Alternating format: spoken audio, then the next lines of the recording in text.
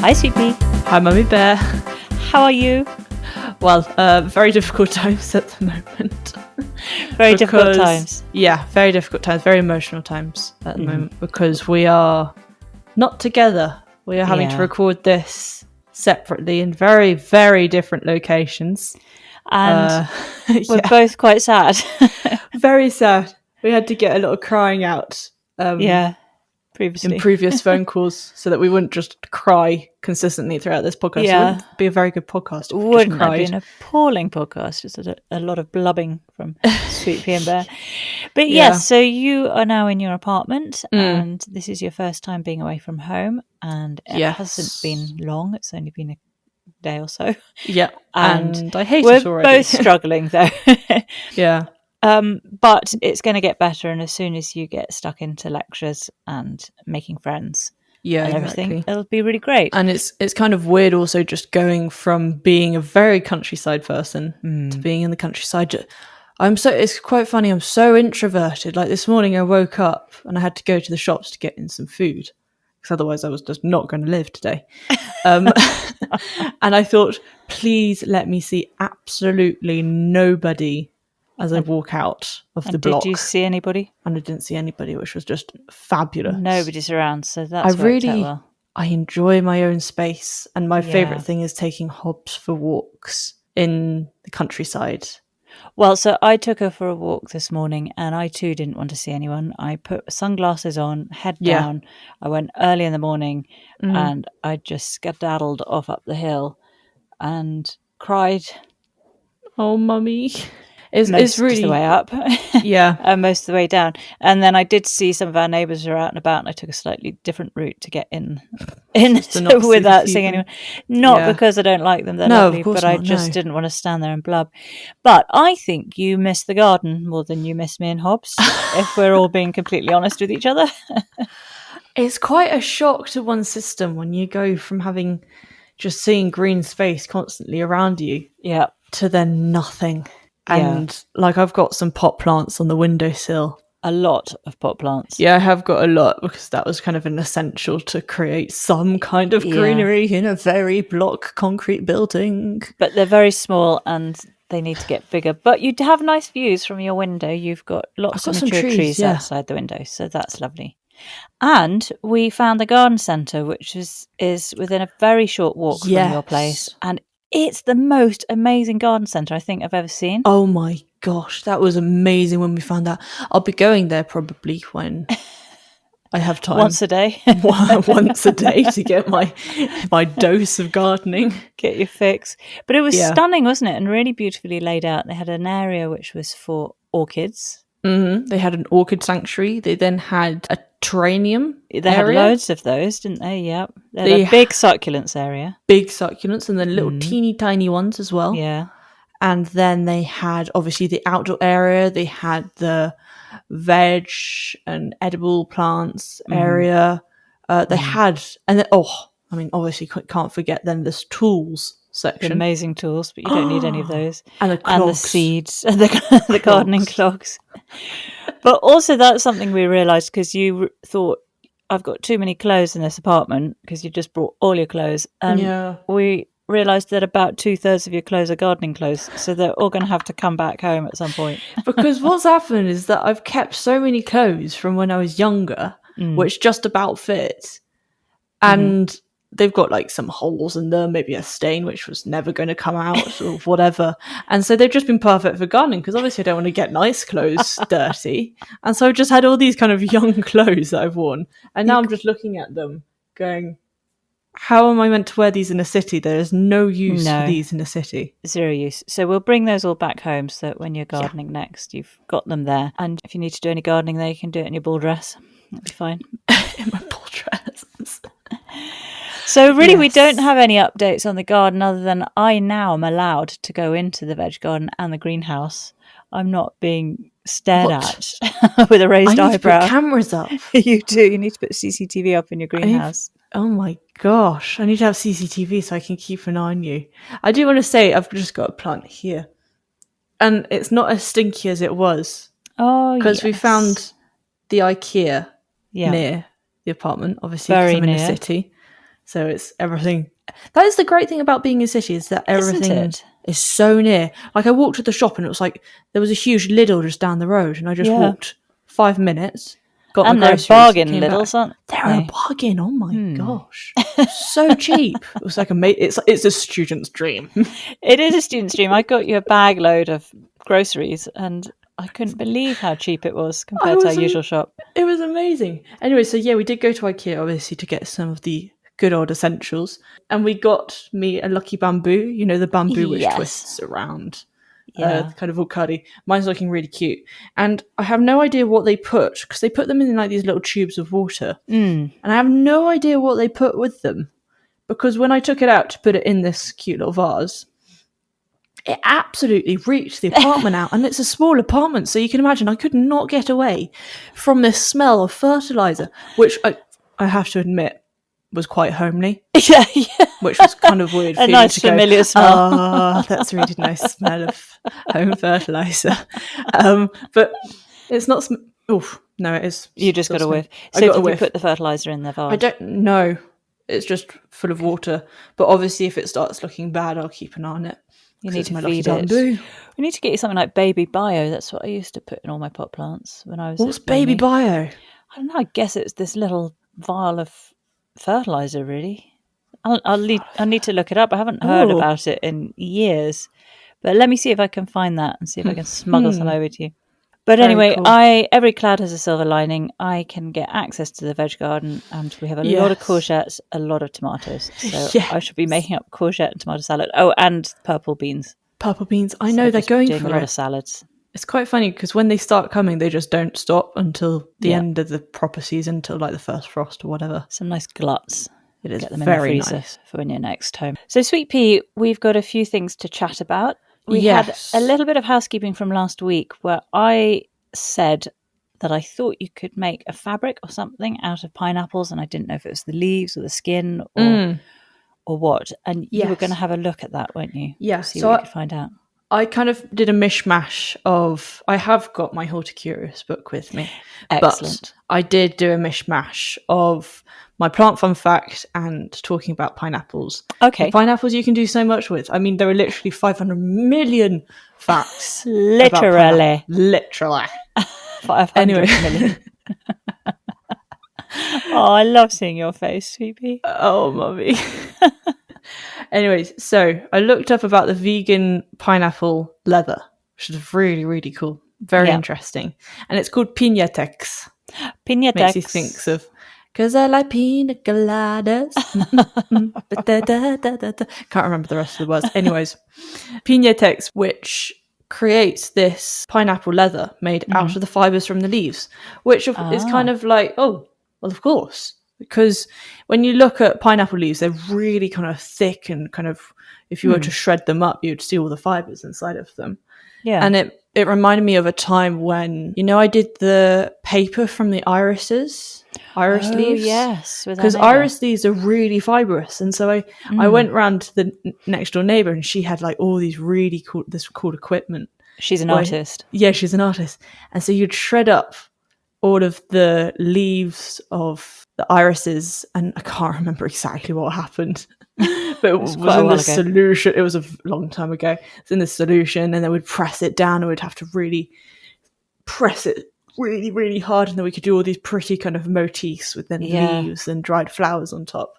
It's cool paper. It's so cool. I've still got it. It's not to draw on, obviously not to draw on. Oh my gosh. No way. Do not touch it. It is sacred. But I thought, yeah, of course, that you can make something amazing from fibrous plants. And it all kind of came around when Carmen Hinojosa, hopefully that's how you say it. Anyways, she, I think, is Spanish. So I think actually probably I should be saying Hinojosa, probably something like that. Anyway, she's Spanish entrepreneur.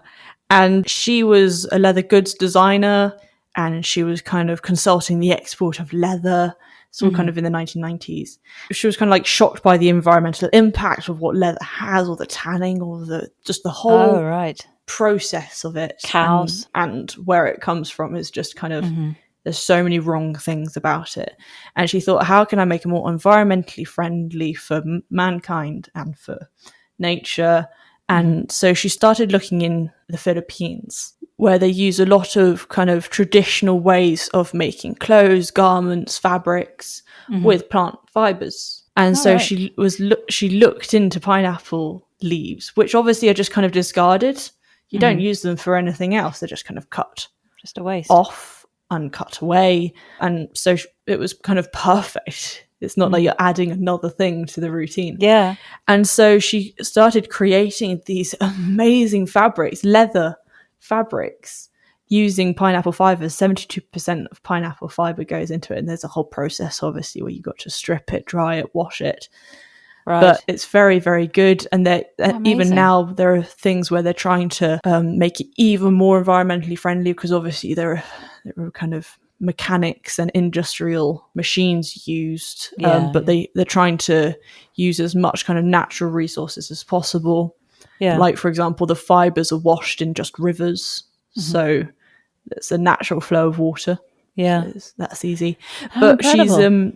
She created Ananas Anam in 2013. So that's the kind of company where she sells Piñatex, and she's even now partnered with Nike, who has a range of shoewear made out of it. Yes, using no Piñatex. way, I didn't know that. And to be honest, I looked up the shoes, and they're far more beautiful than the other ones. Really? How are they in terms of cost? Oh my gosh, I didn't look at the cost. No. Because to be honest, I'm not thinking of buying anything right now. No, I can imagine. This is the last thing I think of. Oh, I'd be interested. I'll have a look if I remember. But they're really pretty. Yeah. It's like quite a pretty texture and colours. And I wonder what they feel like. Oh, yeah, that's a good point. They're as breathable as leather. Yeah, they're very breathable. Yeah, breathable, waterproof. Amazing. They're brilliant. They're really, really very good. That's so cool. Yeah, 100 times better than leather. Real leather. Leather. Well, that's very interesting. Thanks for looking that up. Have you got any nature news, any fun facts? I have. I have some nature news. Good stuff. So, how long can you hold your breath for underwater, sweetie? So if you're in the bath and you stick your head down. It's absolutely abominable. Oh my gosh, you're making me think of so many memories. This is bad time. I have so many memories of the past sweetie. coming up in my head. I remember going around to a friend's, and we were in the hot tub, which was cold because we decided not to turn it on, so we just sat in the hot tub. Horrible. Anyways, yeah, it was really disgusting. Anyways, we decided to do a breathing contest, and it was a friend of mine and her younger brother. She was a year older than me. Her younger brother was like 3 years younger than me. And he put his head down, did about 30 seconds. I put my head down, did about 10 seconds. And she went on for ages. You thought she was dead. And then she went down for 2 minutes. And she was just bobbing on the water, and both me and the younger brother were going, do you think she's still alive? Should we smack her or something, or try and help her up? Why is that your go-to, to smack her rather than I don't know, just pull her out of the water? Get some reaction. Well, she survived to tell the tale, didn't she? Yeah, she was absolutely fun. But yeah, I am rubbish at that. Well, there's a group of people called the Bajo, and they take free diving to an absolute extreme. They can stay underwater for as long as 13 minutes. And not only that... 30 or 13? 13. 13, oh my God. Well, both amazing, but 13. And not only that, they can go to depths of 200 feet, which just adds to the pressure, because there's obviously... your lungs are more restricted down there. Oh my gosh. Isn't that amazing? So these nomadic people, they live on islands around the Philippines, Malaysia and Indonesia, and they dive to hunt for fish. So they're moving as well. Yeah, they're moving. They're not just hanging around bobbing on the surface like your friend did in the hot No, tub. because the moving makes it even harder, because you're trying to then you're using well, absolutely, muscle energy. But why would these nomads just be doing it for a laugh, just hanging there? What, just bobbing in the water like a mushroom or something? Like a mushroom. So yeah, they're busy under the water. Gosh. Anyway, so some studies have been done on them to see how that is. And apparently seals and those air-breathing mammals that can hold their breath for a long time underwater, so sea lions, all those sorts of things, have a disproportionately large spleen compared to other mammals.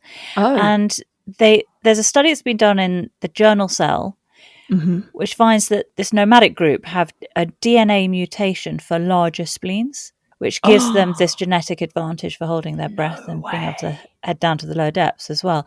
Because apparently the larger the spleen, the more ability there is for holding on to oxygen that you have in the blood and in the lungs and so on. So it's a very interesting article. I will put it on our website. Very cool. That reminds me of, I remember with my Latin teacher, we were talking about in ancient Rome and how they'd have these huge ships of cargo coming into ports, and how actually sometimes it was very dangerous coming into ports because the wind could suddenly change, can become quite shallow.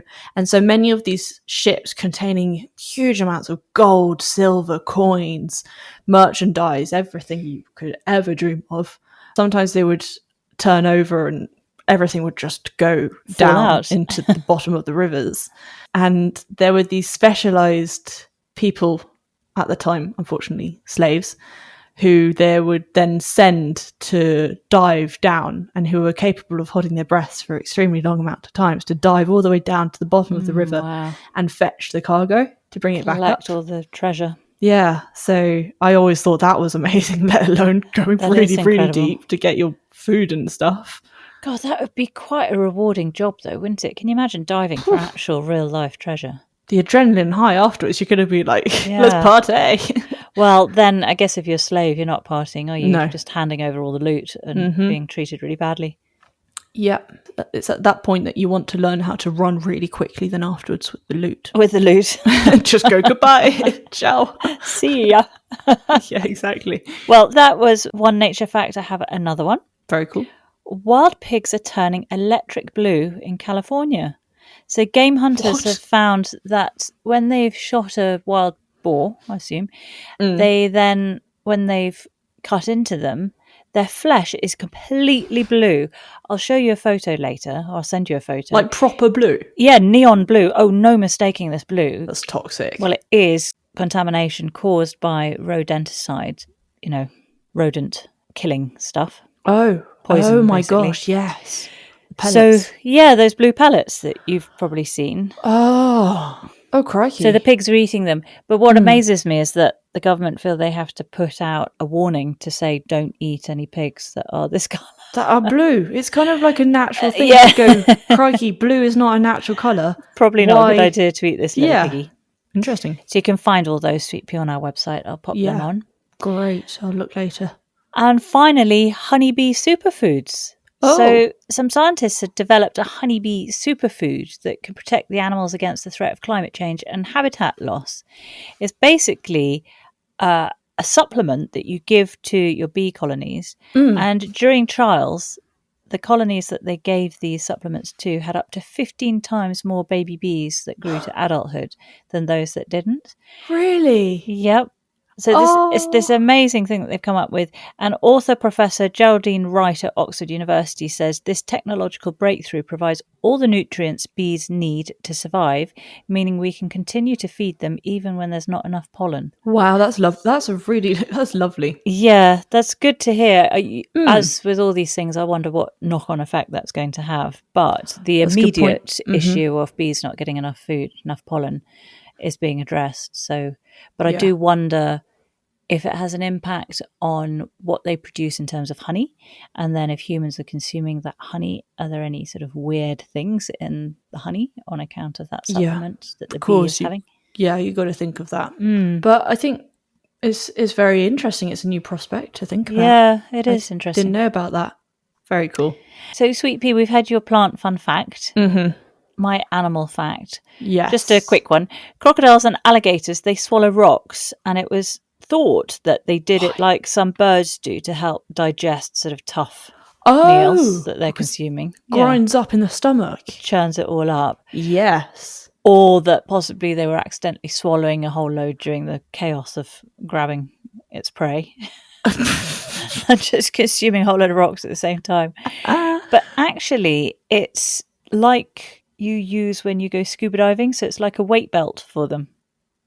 So they load up with a load of stones to help them stay on the bed of the river or the sea for longer, and it's easier for them to stay down because they're weighed down by these rocks. And then do they just come out then afterwards? What, the rocks? Yeah.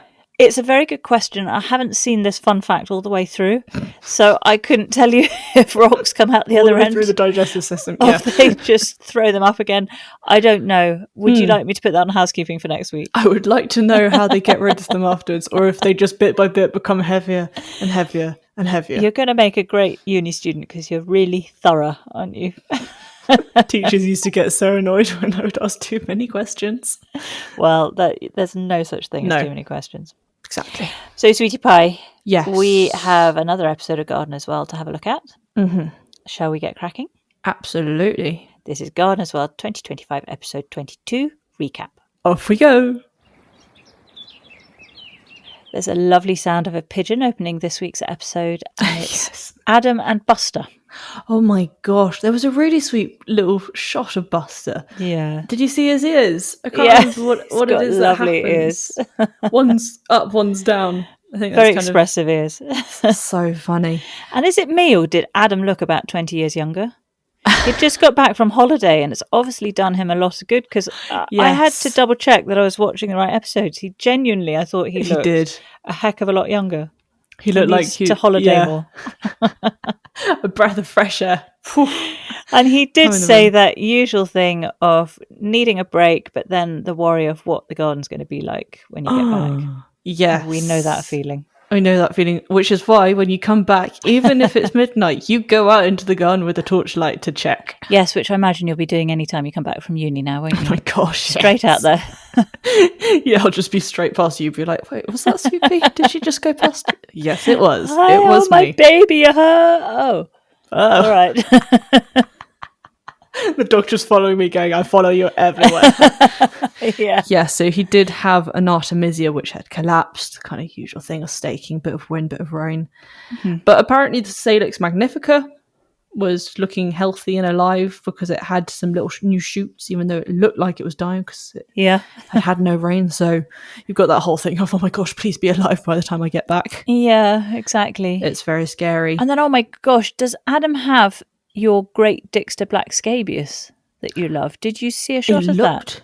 It looked similar. I still feel like the one in Great Dixter was darker, bigger, a bit bigger than that. Oh, right. Maybe twice the size. I just remember this big pom-pom. So hopefully it's the ones that I talked about the other week. Anyways, then Adam did go over to create a new shady container called Getting to Know Ya, which I thought was quite cool, so he can understand the plants before then putting them out into the garden. So he had a layer of gravel in the bottom, then compost leaf mould, kind of a mix of compost and all sorts in there. He's trying to make it akin to a woodland floor. Yeah, exactly. Mm-hmm. So he was putting in plants such as the Mahonia volcano, Japanese holly fern, Pachysandra crogs cover, Dysperopsis undulata, Neolobatum fern, and a Rainecchia, which has little pinky white spears. Rather cute, actually, when looking it up.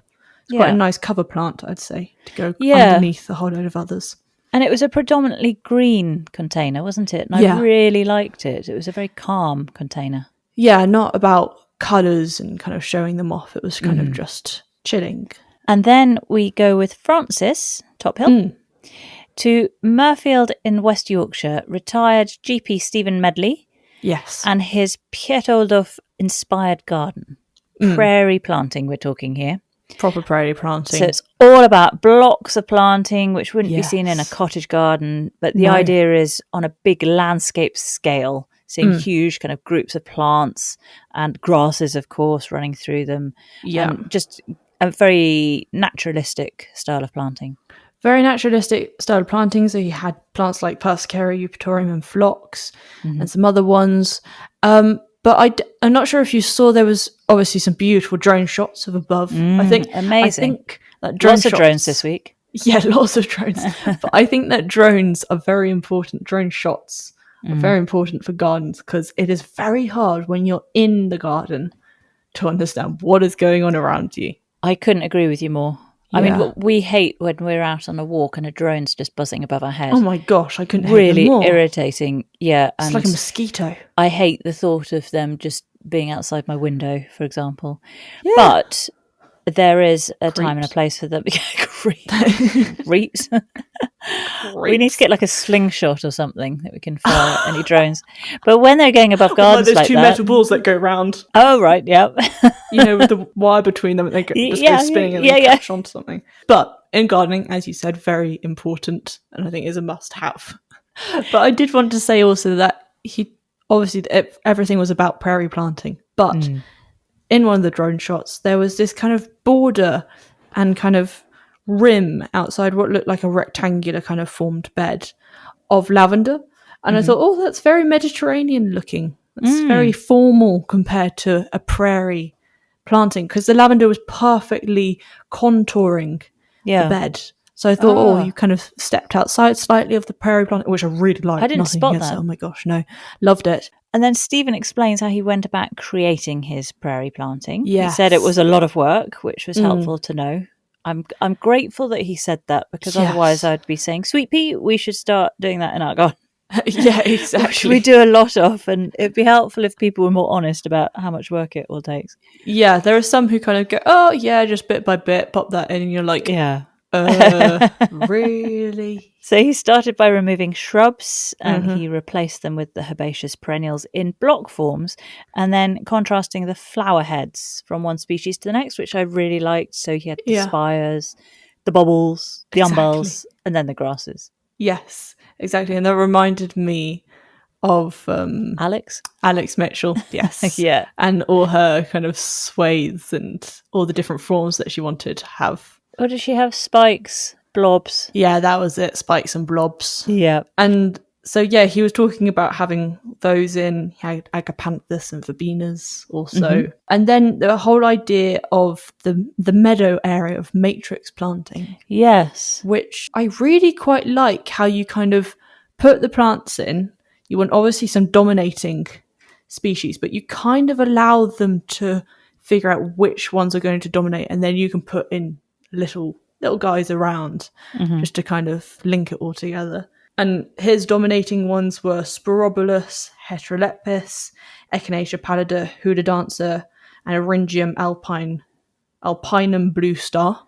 And he had them in a ratio of 65%, 25%, and 10% respectively. Yes. Yeah. It was very precise.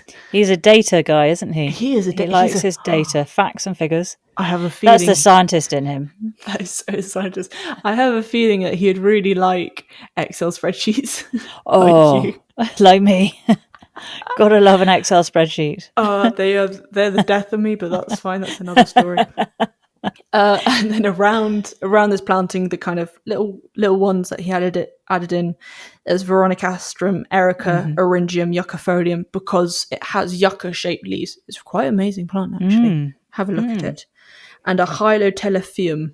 And then finally, he talks about a freeform area, which Frances says is really beautiful, because he's kind of let things just go, and it's less kind of formal and looking after properly. Yeah. And so there was Nacella tenuissima, Veronica, Perovskia, and Scabious all in there.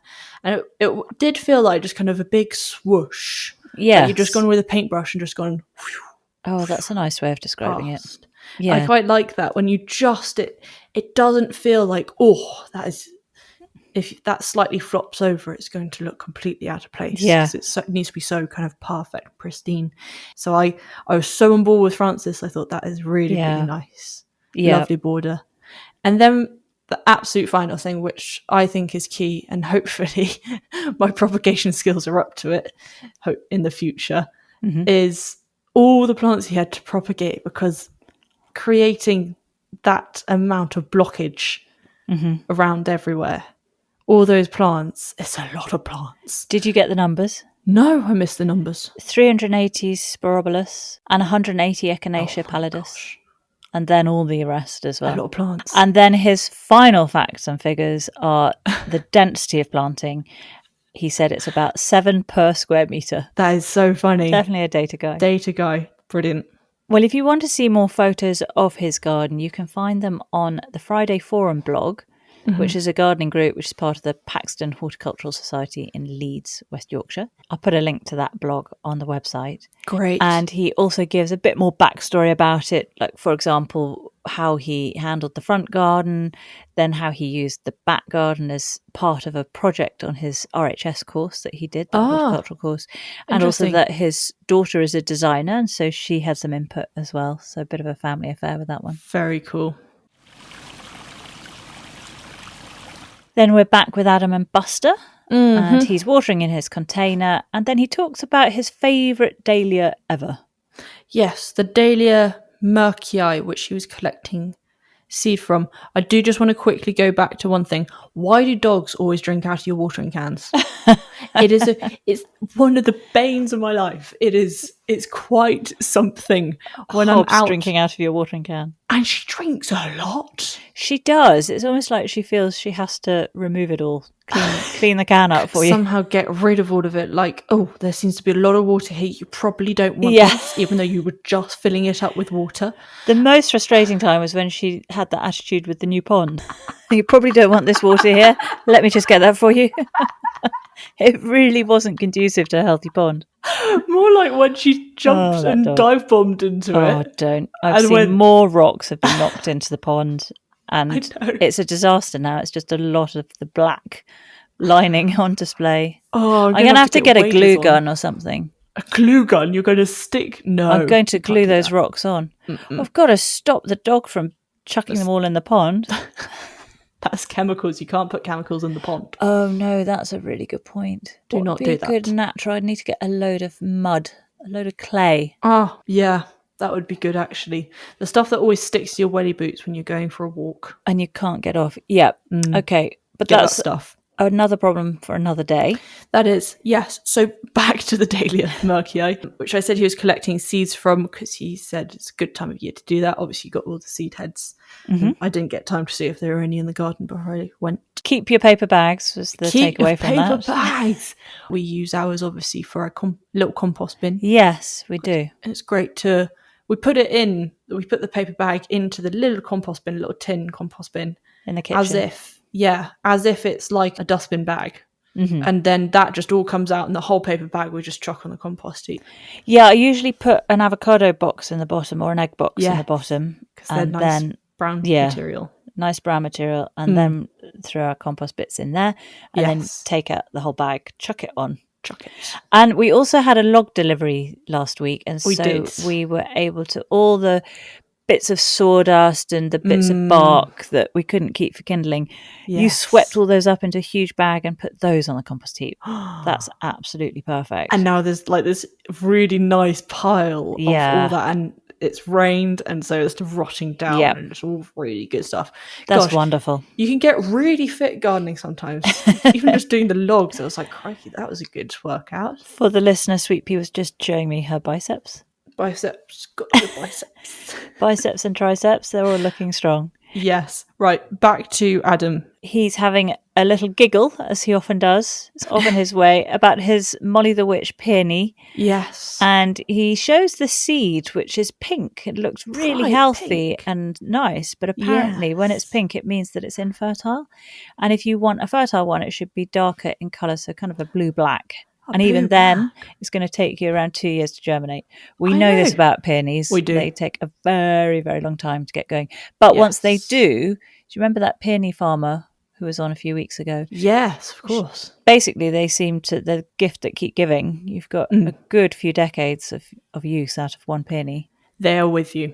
They're there for the long haul. They are. So he did, however, get some seeds from his Delphinium requienii. I think so. It works for me. Yeah, I think it works for me.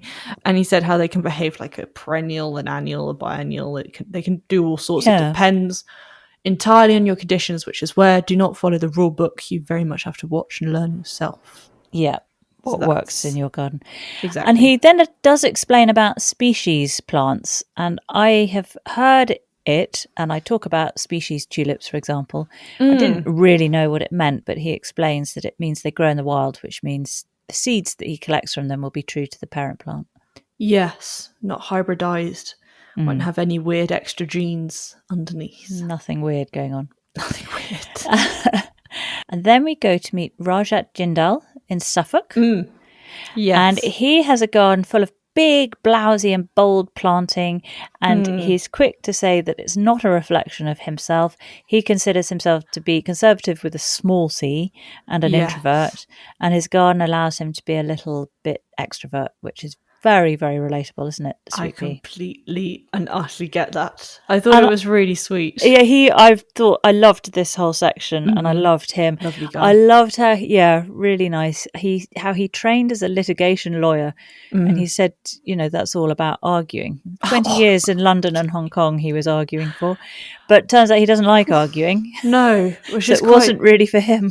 I had a proper laugh out loud moment when he said, I don't like arguing. And he said in his garden there's no one to argue with. Which is perfect. Again, we had drone shots of this spectacular garden. He has done so much work, hasn't he? And he's got something for everyone. It's incredible. His pièce de la résistance is that wildflower meadow. Yes. Which he's very proud of. And it looked fantastic. And he's worked hard on it, hasn't he? So he he chopped all the grass and then he scarified it using a rake. Yeah. And then he put in a lot of yellow rattle, as we know that's parasitic on grass. So that helps keep that at bay. Yeah. And over the years, I think he said 7 years he'd been working on it, he was able to put down sort of clay-friendly wildflower seeds, because that's what soil he's got. And they've all been coming up. And it was very interesting, Sweet Pea. I don't know if you picked up on this, but everything he said about that meadow, and he likened it to the Great Dixter Meadows. Yes, of course. Our last chit-chat of this series is going to be out this week, but our guest has a lot to do with Great Dixter, and he talks to us on that chit-chat about the wildflower meadows at Great Dixter, the ancient wildflowers. Yeah.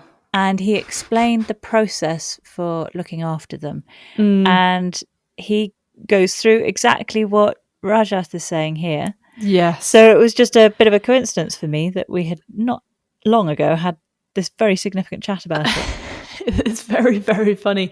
And there's actually another section at the end that I picked up on this episode of Gardener's World, which is linked once again to our latest and last guest. I wonder if it's the same as something I picked up on as well. Oh, I have a feeling it is. So you've got the wildflower meadows. I've actually seen in my notes they've been going for 14 years, not 7 years. 14. And he's got a formal garden. He's got a prairie garden. He's got all sorts of different areas. But what I loved about the meadow area was how the drone shots, for me, when I didn't realise it was a meadow, the curves, it was kind of perfect, all these shapes. Which made it look like it was you kind of walk around on these paths really easily. But it looked so formal when actually it's a meadow. Which again is a bit like one of our guests, Nate. Yes. Nate Moss talks about what they've done at Spencer House, where they've kept the kind of Regency style, so that formality, but instead of in those formal beds, they've got meadows. So it's that similar vibe, wasn't there? I'm really sold on turning all our lawn area into meadow. Yeah, and mowing just a singular path going through. Or a few paths going through. Yeah. And our meadow is coming along quite well, and we've only done one patch, but I'm going to extend that. Yes. I'm going to have that right across. I think we could really make something beautiful up there. And I'm also sold on the fact that one should put topiary into meadows. Well now, Sweet Pea, you know my aversion to topiary, but I'm sold on this from Rajat's garden because I like the topiary within the meadow. So you've got kind of the scruffiness of the meadow and then the formality of the topiary. Yes. And it is like he said at Great Dixter, but if I'm honest with you, I didn't appreciate that juxtaposition so much when we looked around Great Dixter until now. Until this segment on Gardener's World, where Rajat has shown us what he's done. Interesting. And I'm really, really sold on it. I really recognise it for what it is. Absolutely love it. He boshed it. He boshed it. And he's got these perfect cubes, which he's very proud of. Yeah. And then he sets himself challenges. He wants to have tumbling dice. I think wouldn't that be so, so cool? It would be so cool. And then you could try and have the pattern of dice. So you could put dots. You could have them so that they're kind of you could kind of cut inwards, if you know what I mean. I do. That would be so cool. A lot of work, I would imagine. Yeah, but really, really nice. And in those meadows, we saw a gorgeous Lakeland Terrier running around. No mention of who she or he was. No. I'm assuming that was Rajat's dog. Yes, of course. I'm assuming it's his dog. I love how you just might think, it might just be the neighbour's dog just coming in, or whatever, the camera crew's dog. Just a dog who appreciates gardens. Just a dog. And Rajat explains that he is mainly self-taught. He did do a few day courses, but mostly he went to a lot of gardens. And there's a lot to be said for that, isn't there? You sort of cherry pick from each of the gardens you visit and go, we'll try that. We'll have that over there. He has taken a lot from Great Dixter, mind you. He has taken a lot from Great Dixter. But I think he had a beautiful eye for things. And even these little islands in the meadows of irises, and then you had achillea, gold plate, and gore of whirling butterflies. All these really airy things. So that the irises were kind of the main event. He's an incredible garden designer, isn't he? If that was his portfolio, I would be sold on having him as my garden designer. Yes. If he was able to produce something like that for our garden. Yeah, exactly. I think he absolutely nailed it. And then even in the more kind of formal area, the big thick borders near towards the house, I think it was. Yes, there were these gorgeous plants which he said need some good height to kind of draw your eye towards the back of the border. And it was also interesting how he said he started off with them being 6 foot deep, which to me is pretty deep. But he said that was a mistake, and he reckons they're now about 12 to 15 foot. So he's been chomping away bit by bit. Yeah. And making these gorgeous broad borders. Which is really, really nice, and of course works perfectly. Yeah. And a couple of plants that I picked up in those borders was the mauve phlomis.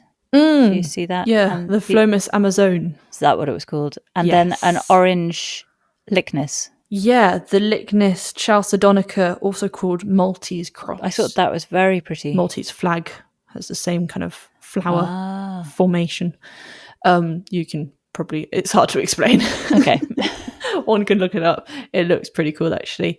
But I love the colour. I've never seen this Lychnis before. No, nor have I. Thought it was stunning. It was a gorgeous kind of, not scarlet. What's that colour? Orange, sweet pea. I thought it was very orange. There's a cut. It's called something like when you marigold orange. Okay, yep. It's a specific orange. But it's on a Lychnis, and it's but not it's still orange. But I just swear that when I've seen like paint colours or anything, because obviously I'm drawn to orange, I've always seen marigold orange. Yeah. So I think it might be that one. Well, we could call it Lychnis orange. We can just call it Lychnis orange. It's a beautiful orange. And I loved it at the end when Rajat says it was important to find something that he enjoyed doing and was good at. And he said the saying goes, once a lawyer, always a lawyer. But he thinks now he may possibly just be able to call himself a gardener. Yeah. And then he says, I hope so. Absolutely no doubt he's a gardener. Yes. 100% a gardener. I think everybody who's watched this is going, yes, you can call yourself a gardener. We can confirm. We can confirm. Absolutely a gardener. Yes. And you've nailed it. More than so many of us. Exactly.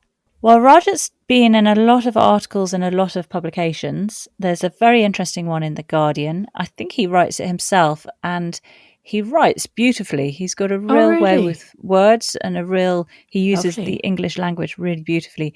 So I will link to that article so you can have a read, Sweet Pea. It's worth the read, and it's so beautifully written. And you hear a bit more about his background, his amazing doctor mum, the sad story of his father dying when he was quite young, and his involvement in gardening at various stages through his life. Yes. And he also has an Instagram page which is called Indian in the Garden.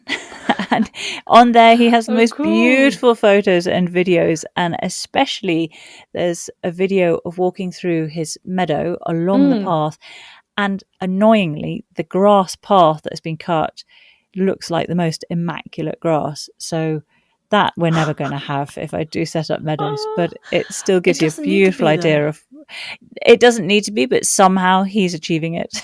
Oh my God. But everything he does, everything he touches turns to gold when it comes to gardening. It does. Then we're looking at Adam's little meadow.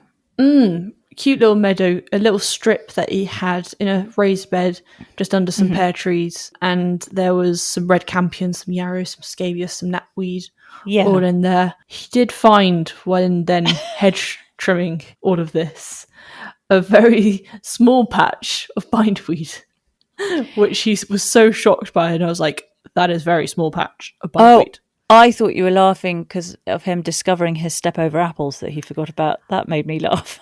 Yes. It happens to the best of us. But this is the bit that I thought about with our guest who is coming on this week of Chit Chats. He or she talked about how those meadows at Great Dixter are looked after. And he talked about power scything, or she. You're so bad at this.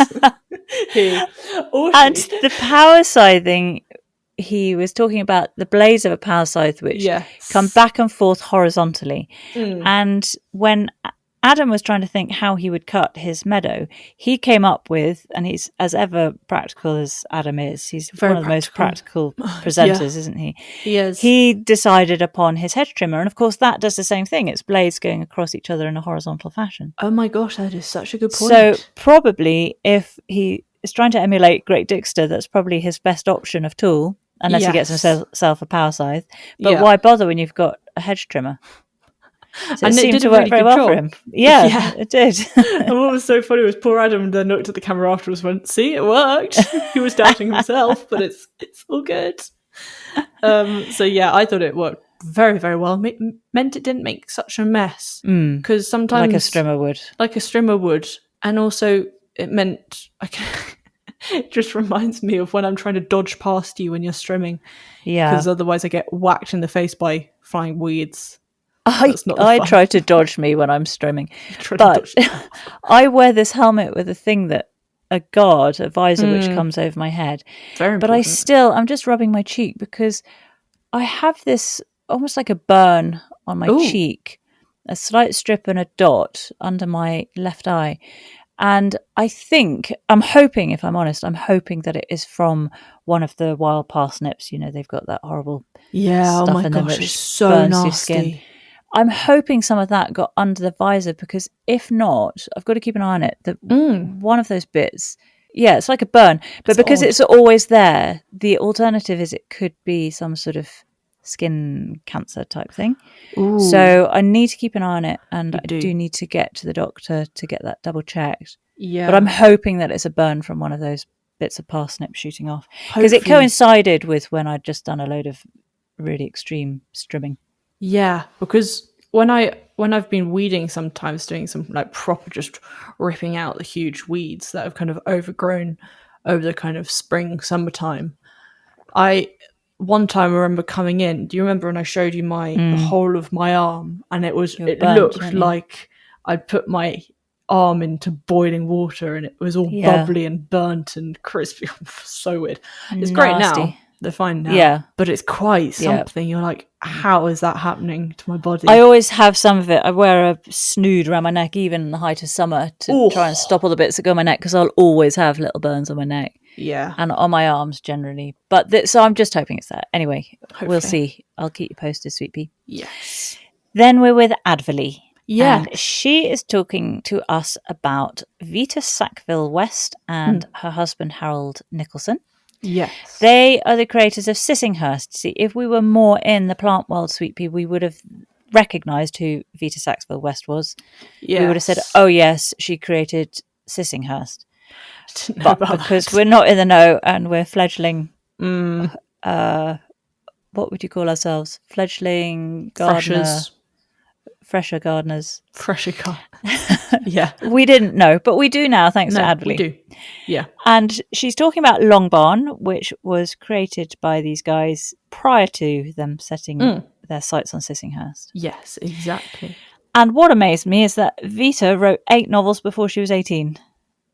I think that's because they didn't have TV or YouTube.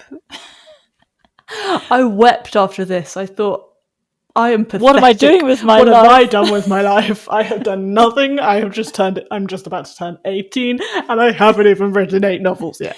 I haven't even written one novel, Sweet Pea. Not even Come one. On. Chuck out one novel before you start uni. Sure. Anyway. Yeah, so she's pretty cool. Very cool. Yeah. And at the same time, she's amazingly good at gardening. So. And Advolly's also a really cool woman because she gives us all this very important information about these various characters. She's a good storyteller. She is a very good storyteller. So she was talking about how Vita married Harold Nicolson, who is a diplomat. Yeah. And not rich. Not as rich. Not as rich. And when they moved to Longbarn, they were complete gardening novices. And Advolly points out some of the things, for example, a bench down a long walk. She says, you see, it's not quite straight. Thus proving that they were novice when they started. I don't know which is a way of saying they bodged it. They did a bodge job. They did a bodge job. I thought if Advolly ever saw our garden, I don't know what's below amateur, what's below bodging it. Advolly is never seeing a garden, let me tell you that. It's too embarrassing for Advolly. And I liked the teamwork. Harold was in charge of the structure while Vita filled it with flowers, which is kind of how we've worked. I've been more the structure and you've been the filling. Good point. And also I liked Vita's motto, which was cram, cram, cram. Yes. Game for that as well. I think that's a lot of gardeners' motto. It is, isn't it? It's interesting because always on packets or on labels it says how far apart it should be from other plants. And I don't think we've ever seen a segment on Gardeners World where they say, and make sure you leave plenty of space around it. They all talk about, I mean, even Nick had his sacrificial plants, didn't he? When he planted them knowing that they were going to get shaded out and taken over by the plant next to them. But until that point, it was nice to have that space filled. So he called them sacrificial plants, which suddenly gives you permission to put some of those in and allow them just to... They have to be proper sacrificial plants. You can't just go put a super expensive. No, this is very true. Juliet Rose in there and go sacrificial. No, that would be terrible. That would be really sacrificial. And then Advolly shows those beautiful, huge yew columns. Yes, they were lovely. They really changed everything. I thought that's having a column of yew. Yeah. It's quite nice instead of like a hedge, proper box. Yeah. And then she explains how they were very much about their garden rooms, which I think most people are, aren't they, these days? Yeah, absolutely. And so they had like the Dutch gardens, that was more kind of cottage garden style. They had an orchard, which was more practical, kind of more flowing. And then they had the knot garden. Yes. And do you know what this reminded me of? No. Oh, mummy, come on now. Cerney House. They had their knot Cerney House gardens. And I remember when we walked into Cerney House and we were looking on the map and we were like, what's a knot garden? And I thought all the plants would be like knotted together. I don't remember that conversation because I know what a knot garden is. No, that was in my head. Oh, that was in your head, okay. Peacefully, tranquilly thinking in my head. Yes, that was just myself. And so I am in love with knot gardens. I think they're beautiful, so peaceful and so tranquil. And so just enjoy life. Just enjoy life with your knot garden. And then Advolly talks about how they hosted parties in their garden, which is something we can never do. Our garden is not fit for people to be there. You have to know exactly where the steps are, which bits are a bit rocky, which bits are a bit dodgy underfoot. No parties. No parties here. And then we hear that these parties were quite interesting because Vita and Harold like a bit of sexy time with other people. Extracurricular sexy time. I love but how, all consensual. They're both cool with it. Harold is fine with Vita going off with whoever. Vita's all right with Harold going off. Although we don't hear about Harold and what he gets up to, but Vita was a very, very, very busy dude. She was having a love affair with Virginia Woolf. Yes. And at the same time with a married woman called Mary Campbell. So she was busy. She had a husband and then two others. Side chicks, I think you call them. I love how Advolly tries to really not say the S word. Which S word? The sexy time. Sexy times. She really a love affair, passions of the heart. Yeah. And I thought, wow, you were really trying to describe this one. But also Advolly is a lot more classy than I am. She's so classy. It's very funny. The funniest thing for me was at the end when Adam says, "Oh, I sure do wish I could go to some of those parties." I know. So, Adam, what are you telling us here? What are you trying to tell us? And then this could be actually the bit that also refers to our guest, is it? Where Advolly reads a poem by Vita called The Garden whilst sitting in the garden. And our guest said how she or he would read books by, for example, Beth Chatto whilst sitting in Beth Chatto's garden. Oh my gosh, that's a good point. God, there were so many bits. I'm realizing that now, but that's still not the one I'm talking about. It's another bit. Well, I've got nothing more to say about Vita and Harold. I think Advolly is your go-to for that. Mm-hmm. She has all the facts. I will put a link to their book. So The Letters of Vita Sackville-West and Harold Nicolson, 1919 to 1962. That is available on Amazon. So I'll put a link to that if you're interested.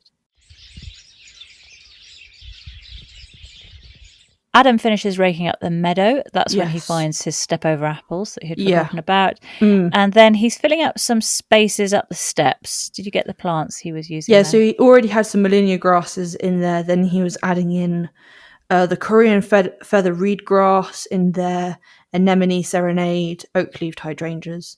And of course, adding in some good compost on top. Just composted bark.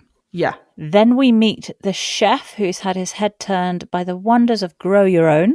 And this is Darryl Taylor, who's at Thyme, a country estate in the Cotswolds. Yes. And he's got a chef background, but he has a passion for gardening. And he's now got a second career. So he had a serious career as a chef, and now he's got a serious career as head gardener at Thyme country estate. Which I feel like chefing and gardening go hand in hand, and kind of it's almost as if in my head I feel like when you are learning apprenticeships, all that kind of stuff to become a chef, you should also be gardening, right? Because I feel like the two should be together, should be one job. Got it. Do you? Chefing, don't gardening. You see, the way I was looking at it was thinking, the heat of the kitchen, how stressful it is chefing. So stressful. In charge of your team. Everything's about time and precision, and really, really gets the heart rate going. I imagine the blood pressure shoots through the roof, as opposed to gardening. Yeah, two very different things, but need each other, I'd say. But they are linked in terms, well, especially if you're growing, if you're a gardener focusing on veg and fruit and edibles, then of course. And I think that it lifts any meal that you'll ever have when you're growing your produce right there, like he did. He was taking us round, obviously, the huge gardens that he has. Oh, it's a dream, wasn't it? And he was showing us all these different, he showed us beetroot, chioggia, golden ones, trombetta courgettes. He was growing gherkins for the first time. The world's biggest onions. Yeah, world's biggest onions and a lot of varieties. And he had radicchios and chicories. And he was showing us around all of this. And then at the end, he was getting bits and bobs to create the most amazing Lebanese salad. Yeah. Blink, blink. Beautiful. Is this you wanting me to make a salad like this? No. Do you not get Lebanese not bringing back anything? No. What? Lebanese. What's the Lebanese reference? Is this your reference to our latest chit-chat? Oh, no. You don't mean Bavarian, do you? Yes. You mean Bavarian? Bavarian and Lebanese sweet pea are very, very different. How have I just mixed up Bavarian and Lebanese? Oh, I don't know. So sorry. There's a B really in both. There's a B in both. Great. Yes, that's going to make me feel better. I am so sorry. That is bad. Right. I'm going to have to forget about that. Okay. Sorry. So no linkage to our latest guest. No linkage. But I'm rubbish with this. This Lebanese salad looked incredible, didn't it? Amazing. Absolutely delicious. Gorgeous. Yeah. There was 3 different tomatoes, Atomic Fusion, Green Zebra, and Black Cherry. Yes. All of his favourites. Really pretty, very different colours. So it immediately makes it rainbow. And then he had 2 different cucumbers. Obviously, you're green, usual cucumber, and then the crystal lemon one, which we love. Really pretty. I feel like that right now. Oh, sweet Where pea. am I meant to get that? No idea. Oh, no. And then he was adding in celery, feta, herbs, sumac, toasted pitta. Bit of lemon. All in. Lemon, olive oil. So this is a fattoush salad. A fattoush salad, yes. And absolutely delicious. Oh, that looked gorgeous.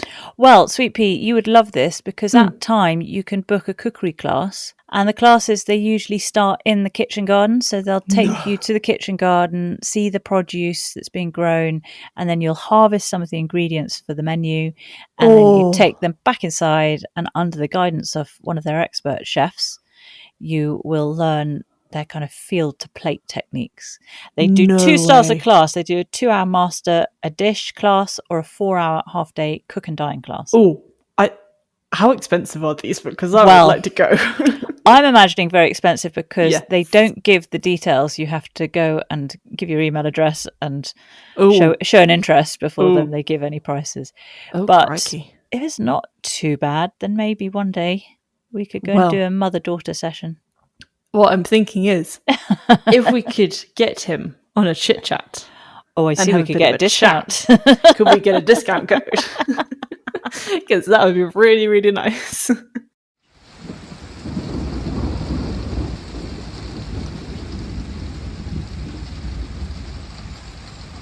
And finally, Adam's off to his veg garden. After being on holiday, his courgettes are now marrows. We had one like that. And it was pretty chunky. I had to properly chop it up and put it in a stir fry. Yeah, because it was nice though. Yeah, it was really nice. Because otherwise we really like the small discs. We found that they're really, if you cut really thin discs of courgette, put pepper on top with camembert, have them raw. Best thing that combination you discovered that accidentally. Camembert and raw courgette such a delicious combination. Bit of pepper on top. We'll eat most of our courgettes raw, won't we? But if they get big like that, they go in a stir fry. Exactly. Like there was one that just started growing outwards instead of it got fatter instead of longer, didn't it? So there was kind of no point you could cut it when it was young because it was just kind of round and tiny when it was young. So I had to wait for it to get kind of big and hard, and then he properly chopped it up. Good. But Adam was collecting a whole load of things from the veg garden. So he had that marrow, obviously. He got some silver sorrel, which has a nice citrus flavour. Nasturtium flowers, we all know that's a good peppery taste. And the leaves. And the leaves, of course. Dwarf French beans, chard, and astrantia stems. Astrantia stems? Yeah. What? I didn't know that. Yeah. You could eat that. I didn't know at all. And then, of course, the pièce de la résistance for Adam was those the peaches. Do you know I really could do with a peach now? I've got a very dry mouth. I've got a dry mouth as well. We need some of Adam's peaches. We need, So jobs for the weekend. Deadhead hostas, turn your compost, sow coriander. We need to turn the compost. By we, you mean I need to turn the compost because you're not here. Oh, that's a good point. Could I just do it remotely? That's a sad point, Sweet Pea. I keep having little reminders that you're not here. Oh, mummy. Anyway, thankfully, we see Isla at the end, and she's doing very well. Oh, my gosh, that was very sweet. That was very sweet, but then made me sad because I can't see Hobbs. Oh, no. So that was an awful thing. You can't say that. Thank God we saw her at the end. Look, we've got all the way through this without crying, so I know. Let's just hang on in there. We can do it. Come on, we can do this. So, Sweet Pea, your favourite plant? My favourite plant was the Maltese cross. Oh, so was mine. Oh, no, you can't Rajat's take that from me. Garden. No. Well, we can both have it. Okay, we can both have it. Okay. Plenty to go around. Yeah. And your top takeaway? Top takeaway was never throw paper bags. Oh, yes, that's a good point. Very, very important. Yeah, wise words from Adam there. Yeah, wise words. Well, mine was just the meadows, all those beautiful meadows. Yes. Rajat's place. I really loved those, and it gives me so many ideas for what we're going to do, I'm going to do next year. Absolutely. Well, next week we have episode 23, Monty takes salvia cuttings in the jewel garden, plants out homegrown rocket in his veg garden, and pots up amarines for an autumn display. Oh, yeah. Adam Frost visits a ceramicist in Kent who has used her artistic eye to create a stunning prairie garden. Ooh. In Bristol, Joe Swift heads to an organic flower farm set up as a social enterprise to provide skills and opportunities for local people, as well as growing beautiful blooms. There's a city garden packed with unusual exotic treasures and a coastal haven planted by a mum to recreate for her own children the wild upbringing she relished. Very cool. Looking forward to that. Me too. So if you want to get in touch, here's how. If you have any questions, feedback or comments, you can get in touch with us on our contact page at notjustagarden.co.uk or via our email, which is notjustagarden@outlook.com, or you can even find us on Facebook or Instagram and come visit us there and hit the follow button. And if you enjoyed this episode, it would mean the world if you could post a 5-star review. It really helps our podcast climb up the pile. If you didn't enjoy it, bigger polls from us, and please don't. For more Sweet Pea and Bear content, including videos, blogs, guest garden lists, early access to episodes, podcast outtakes, which are great, and community chats, come join us on our Patreon. You can find a link on our website. There we are, Sweet Pea. Well, thanks for chatting. So nice to see your beautiful face. So nice to see your gorgeous face. On a screen. Very red eyes. Yeah, you've got very, very red eyes. And on that topic, I do want to say thank you to one of our listeners who's been very sympathetic and very empathetic, understanding what we're going through. She had a similar situation leaving her daughter at university, and she said she cried the 5 hours all the way home. 5 hours. That is quite a drive. So that's Penny. Thank you, Penny, so much for your support. It's really appreciated. And it's also good to hear how quickly your daughter settled in. Yes. And how that whole empty nest syndrome slowly dissipates. Yeah, exactly. I think it's a time, I feel like a lot of people will be going through that at the moment. Of course, yeah. Children leaving home. It's that time of the year, unfortunately. Sure is. So I hope that it's going all right for other people as well. Yeah, who might be absolutely. Listening. Very, very exciting times. It's bittersweet. It is bittersweet. Because I'm so excited for your future. I truly am. You've done so well with what you've achieved. And then there's just the sadness of not having you here. Oh, if only I could just stay home all the time. Be one of those basement kids. The garden. Yeah, that's definitely a bright future for you, Soupy. Definitely a good future. Well, thanks very much for listening. We shall be back next week remotely. Yes. And in between, of course, we do have a good old chit-chat. Yeah. So sleep well, Sweet Pea. Have a good start to your first week. I will. I'll tell you all about it. And I'm sure we'll be speaking every moment on video call. Absolutely. Lots of love. Bye-bye, Sweet Pea. Bye, Mummy Bear.